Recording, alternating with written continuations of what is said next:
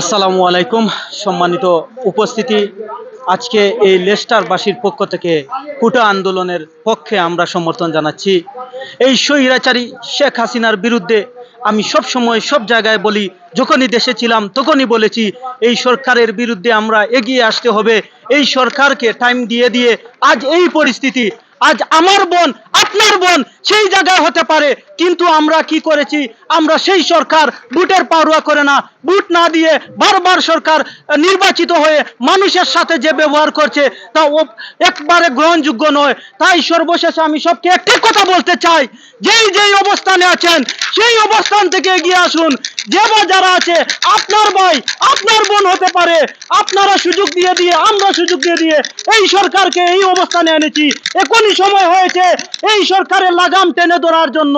তাই পরিশেষে সবাইকে একটি কথা বলতে চাই, যেই যে অবস্থানে আছেন, যেই যে রকম আছি সেই অবস্থান থেকে ছাত্র ভাইদেরকে সহযোগিতা করব, অর্থ দিয়ে করব, মন দিয়ে করব, সোশ্যাল মিডিয়ার মাধ্যমে করব। পরিশেষে এই সরকারের পতন ইনশাআল্লাহ অতি শীঘ্রই হবে ইনশাআল্লাহ। এই কথা বলে আমার বক্তব্য এখানে শেষ করছি। আসসালামু আলাইকুম ওয়া রাহমাতুল্লাহি ওয়া বারাকাতুহু।